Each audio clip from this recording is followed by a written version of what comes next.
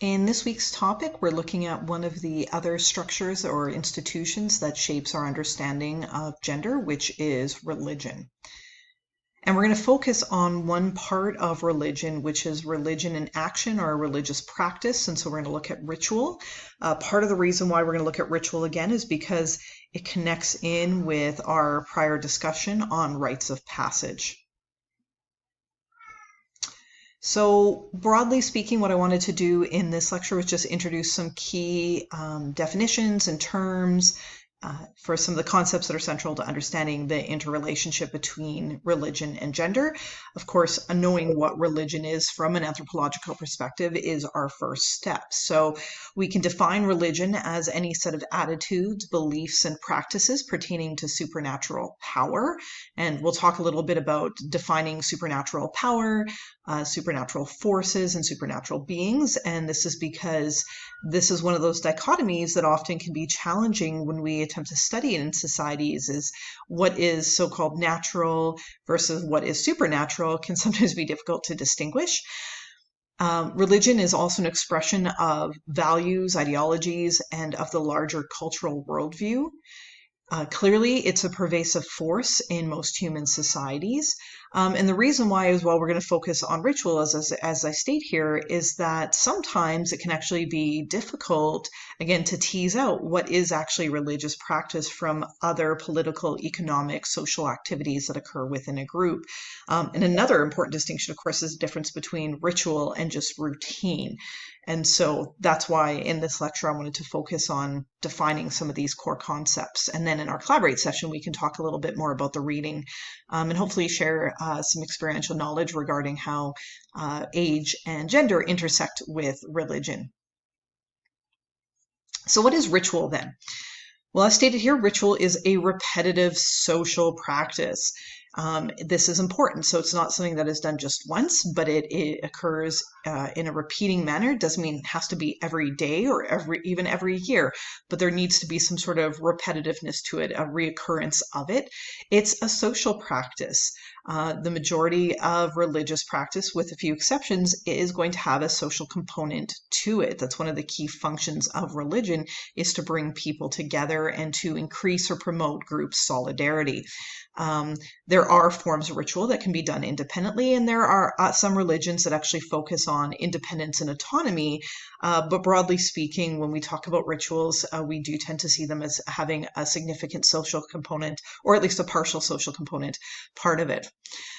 But it's not just simply a repetitive social practice, because if it was simply that, then there'd be a whole bunch of other things that we do that we could consider to be ritual, right? But for it to be true ritual in a religious context, for it to be religion in action, it also needs to have a sequence of symbolic activities, right? So that those actions that are undertaken through the performance of the ritual, so it is a performative act or action, that there's symbolic meaning behind each of those acts that are being undertaken. So how might we identify then a ritual from just a routine, or from other activities or other non-religious rituals, or again, repetitive social practices? Well, it needs to be set off from the social routines of everyday life. And there's a number of ways that we can do this. Again, it can be where it occurs, when it occurs, who is involved, etc. All of these allow it to be separated from the routines of everyday life. They adhere to a characteristic, culturally defined ritual schema. So schemas is a concept in anthropology. It relates to basically, again, this ordering or sequence of symbolic activities that come together to kind of, again, form a recognizable, coherent picture. Right. So often I give the example of a Christmas tree itself as being a symbol. But when we partner a tree with ornaments, making it a Christmas tree, we partner it with other symbols associated with Christmas, be it gifts or symbols associated with Christianity, right? That now we're starting to develop a schema, right? So we have this composite of different symbols being brought together. And the reason why it's important to recognize it as a schema is that as an insider, we see the schema, we don't even think of it as such, but we immediately go, that is this to me. And even as an outsider, because there's kind of boundaries and patterning to the schema, as an outsider, we can see a ritual schema and go, hey, that looks like a ritual to me, even if I don't understand exactly what's going on there. And then finally, ritual action is going to be closely connected to a specific idea, set of ideas that are often encoded in myth, right? And so Christmas itself has a lot of mythology, which are the stories, right, of the religion that explain or justify or validate the ritual act and the religion overall, right? So myth is an important part of it as well. And so this separates it out from everyday routines, right? Because the fact that we brush our teeth every single day, we may think of it as part of our getting prepared ritual, but really it's just getting prepared routine, right? There's no mythology around that. We brush our teeth because we need to take care of our skeletons. Okay, so ritual is one part of religion, and again, that's what our readings is going to focus on, but there's some other characteristics that we can look at that allow us to identify something as a religion. So prayer is part of this. As I mentioned, it's a way that we can address personified supernatural forces. Sometimes it may include a specific location in which it is to occur, and or an apparatus. You can imagine if you're praying and you're using something like rosary beads or a special book or text, or if you have to sit in a particular position, all of these different things are part of prayer. Okay. There's also a physiological exercise that's part of it as well. And again, we don't always think of it as such because, again, it becomes part of the ritual itself, right? Maybe it's sitting up, standing down, again, kneeling in a particular position, doing some certain actions, even how we breathe might be part of that physiological exercise, which is a component of the religion overall. Exhortation is simply an understanding that there are people who have a closer relationship with the supernatural, and they're expected to use those special relationships in the spiritual interests of others. So we'll talk about religious practitioners. And so we can think of this as some people are called to religion or called to serve in the name of their religion. So exhortation is simply that there's this belief that people do have this close relationship with the supernatural. And then it's often accompanied with this expectation that then they must use this relationship that they have to serve others. Mana is an impersonal supernatural force, and so religions often have always have a supernatural force that's associated with it. We can have taboo. So we've talked about incest taboo, but religion also comes with other form of taboo. This involves not just objects or people that may or may not be touched, but rules regarding interaction with sacred items, and supernatural forces themselves. We have, and even within ritual spaces, there might be rules around what you can and cannot do, what you can wear, etc. Feasting is an important characteristic of religion, as is sacrifice. Okay. So I've already mentioned this a few times before when talking about, again, the social component of religion and of rituals. And it's not just that they're simply regulating social interactions, but they themselves are a social organization, right? That's meant to promote in-group solidification or solidarity. There we go. So they're both experienced by the practitioner, by the participants. And again, there's this performance aspect to it, right? Often rites and rituals have this performative aspect, be it dance or evocations or singing or speech, right? It's not just thought about. And again, if we look at something maybe a bit more innocuous, like a pop culture reference, we see lots of examples of this, right? The Mandalorian religion, this is the way. May the force be with you, another Star Wars one, right? So these are this idea that there's this performance of your group membership and your group identity. And so if we extend this out to then thinking about how it relates to things like gender and age, that how we perform our religions may be impacted by what our gender is and what our age is as well. And our expectation to perform in particular parts of religion in particular are often shaped by how where we are as in terms of our status as a practitioner of that religion. So I mean by age, right? There's a lot of usually age rules associated with when you can participate in certain acts and actions, certain rites and rituals within that religion. So what this means then is all religions have this basis in experience, right? And this doesn't necessarily have to be like an out-of-body experience or some sort of vision, but there's this understanding that there is some sort of altered state that results from participating in the religious act. Even going to confession, for example, and having your sins absolved, you are transformed. You are entering into the confessional in one state and you're leaving it in an altered one. And what's really neat about this is that we have biological signals that show our responses to these religious experiences. That there's been a number of studies that have done that show that there's measurable physiological changes that occurs when people are part of a religious practice, right, or are part of ritual. And this involves everything from our hair standing on our ends, our heart rate slowing or speeding up, and same with our respiratory or breath rate increasing or decreasing, all of these different things. So our bodies, we have this kind of natural biological capacity to be impacted by our participation in the religious experience. However, not all religions emphasize this experience. Some try to eliminate it and focus on group versus individual experiences. So a key thing that I also mentioned about religions is this idea of interaction with the supernatural, right? And so we can define the supernatural in two different ways. We can talk about supernatural forces, which have no person-like character, or supernatural beings, which are anthropomorphic, meaning that they are kind of conceived of or imagined in the image of a person or of a human or some sort of human-like being, right? So they're a little bit more relatable because they have some sort of known form or shape. Right? And so I've given some examples of forces versus beings here. Okay.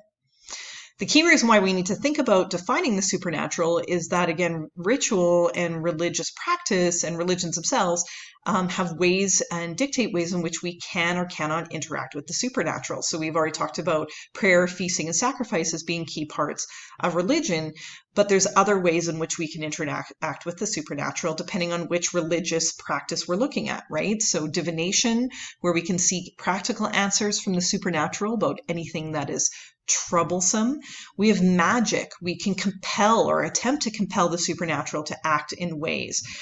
So this is not prayer. Prayer often is a form of asking or persuading supernatural forces to act in a particular way, or to something. If you think about a very common prayer that often you hear, like the serenity prayer, right? Lord, grant me the serenity to, et cetera, right? Like, so you're making an ask, but magic is not an ask, it's a compel. It's the idea is that if you perform the magic ritual, it will ensure, and you do it correctly, then there will be the intended outcome. And this outcome can be either positive or negative depending on the ritual itself. And so voodoo or voodoo is an example where magic is very central to this, that there are rituals that have intended specific outcomes. And the idea is that as long as you perform those rituals correctly and as prescribed, then you will get the outcome you intend. It could be because the supernatural forces or supernatural beings will act as you have compelled them to do so, right? You're basically forcing them to act that way. A quick definition or distinction I want to make is that between sorcery and witchcraft, because popular culture often gets this mixed up. So when we talk about sorcery, and I mean this from an anthropological perspective, that we're talking about the use of materials, objects, and medicines to invoke supernatural malevolence. So often it's framed as sorcery as being a negative thing, as is witchcraft is often framed as being a negative thing, right? Accomplishment of the same ills, right? Supernatural malevolence by means of thought and emotion alone. But we can also just talk about this because not all religions have it in terms of ill will, but sorcery, again, use of materials and objects and medicines to invoke supernatural activities. And then, so witchcraft then would be the accomplishment of the same, but using thought and emotion alone. So this is interesting because, as I state here, is that with sorcery, we often can have accusations that are evidence-based. So we find you performing this particular act, and not only are you performing this act, but you have all these different kind of materials and objects that are associated with it. Aha, you are a sorcerer. Witchcraft, on the other hand, because it's thought to occur through thought and emotion alone, there's no evidence for this. So therefore, it becomes a different kind of mechanism. And again, this is where I say popular culture usually gets it different, that witchcraft is often represented as having materials, objects, and medicine. Now note that these are anthropological definitions, and this may not, again, reflect also the terminology that's being utilized by practitioners themselves, right? So Wiccans, contemporary practitioners of witchcraft, do actually perform more sorcery, right, in terms of materials, objects, and medicines. Okay. The reason why I've been interested in witchcraft myself, I talk about this in my TEDx talk about when I've been accused of being a witch and of performing witchcraft. And it's because witchcraft can be a very powerful mechanism for obtaining power, because you don't have evidence for it, which means you cannot provide that evidence. When you feel powerless, it can be a really important way of attempting to restore or regain some power in those situations, right? Because the person being accused of witchcraft, it's a negative accusation, and therefore you're signaling your displeasure, you're placing blame on this individual, right? And then they have to somehow find a way of defending themselves against this accusation. What's also important is that it often reflects gender ideologies as well, right? Who is accused of witchcraft and why can reflect both insider and outsider perspectives, and can be along gendered lines as well.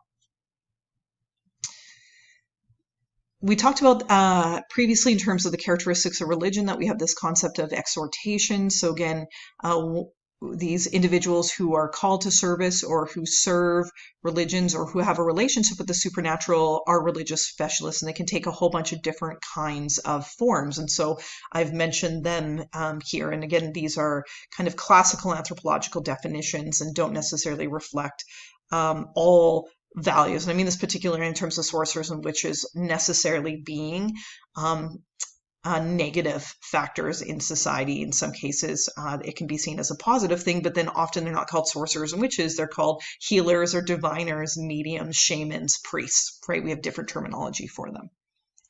Okay. So rituals are actually really useful in terms of understanding gender. And we talked about this if we think about rites of passage, and rites of passage are associated often with religious rituals that we can see. And you talked about this on your second midterm exam about how gender it really becomes clear in performance of these rituals, right? So we can look through at this through looking at participation and leadership. And interesting in the readings that I've signed this week, that sometimes there can be a way for women in particular, who in many cases do feel powerless politically or socially, but through religious practice, through rituals, they can enhance or challenge their socially or culturally defined positions. So as I state here, that rituals can then become a mechanism for obtaining power, for discourse on things like gender, for challenging gender ideologies, but also for generating a sense of community and or female solidarity. And so the reading that I'm having you look at this week by McIntosh on the Girama of Kenya talks about this. Okay, so we'll get to that in a second. So the key here then is that religious systems reflect, support, reinforce, and perpetuate patterns of social organization, right? And this includes then gender roles and stratification. And so I want you then to think about how, again, rethink about maybe how our previous discussions on the importance of rituals, such as rites of passage and conceptualization of self, and of becoming a gendered person in some societies as well. Okay, so let's look at the two readings from this week where we're looking at two different kinds of ritual.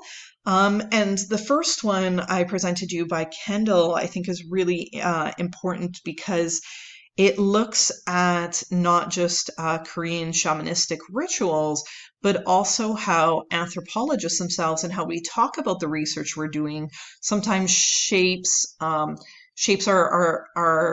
understanding of that ritual and shapes gender roles in that ritual as well, right? So really what I like about this article is that it's not just about Kut or a Korean shamanistic ritual. I apologize if I'm mispronouncing that, but also about, again, the challenges that can arise from interpreting ritual, especially when the outsider studying it comes from a Western perspective, right? So notes that, Kendall notes specifically two key challenges. First, that in the West, there's an impulse to understand women, often through sexuality and reproduction. And that's the approach we've taken so far, right? We're talking about motherhood, mothers through sexuality, right? And this then obscures other possible readings. but it also challenges culturally constructed then ideologies we have around eroticism. And so Kendall does a nice job of talking about the eroticism of Asiatic others in particular.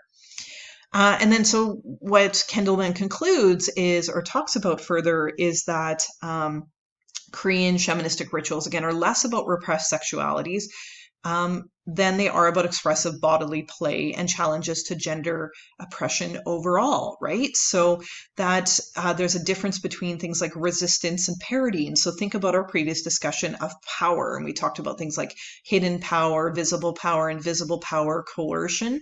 Well, parody and resistant are two other forms of power play as well, right? Or of addressing power. And so play and joking and parody can be other ways of challenging that don't have the same sort of kind of negative connotation, right? But are just as significant or as important as coercion and as resistance, right?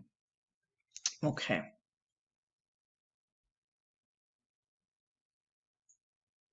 The other reading, as I mentioned before, is around Macintosh. And what I like about this reading as well is that it's not just integrating, again, this idea of ritual and women's roles and a cross-cultural perspective, but that it also will introduce a topic we're going to talk about very shortly here, which is language and gender as well.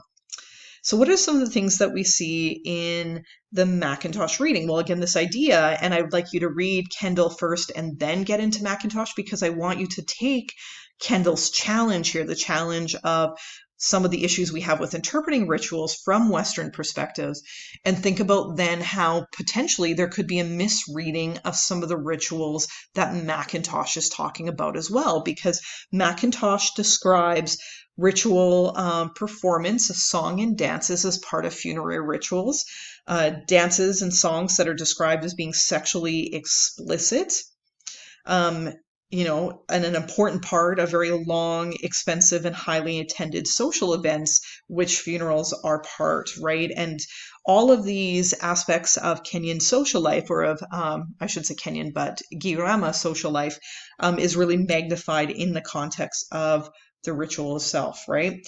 And so again, what I like about this article is that it shows this intersection of all of these different aspects, right? Of power, of gender, of ritual, of potentially ethnographic bias, of Western interpretations and understandings of sexuality, and also how things are not necessarily or inherently sexual depending on the context in which they occur, right? So in the Korean ritual, there's this misreading of this over-sexualized thing, but I think Macintosh makes a compelling case for obscenity and kind of enhanced or explicit sexuality is really is intentional as part of the ritual practice, right? And so Macintosh talks about why this is a key component of this ritual, right? That there's this connection to the liminal phase of the rite of passage.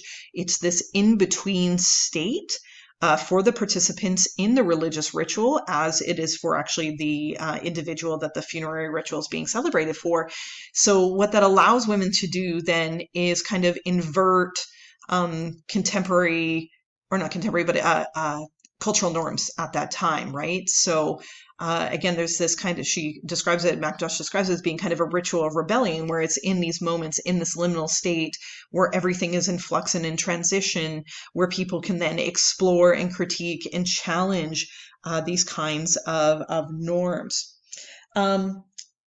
It's also interesting because she talks about the power of the songs themselves. That women use these as important means of finding solidarity and support as women by sharing songs that are statements of rebellion, right? That if it was just one woman doing this, it would be easier to stop this behavior, which in other contexts would be entirely inappropriate. And Macintosh, I believe, talks about how not everyone's is even comfortable with women doing it in the context of the funerary ritual, but they kind of let it go because, again, it's just now seen as part of the ritual.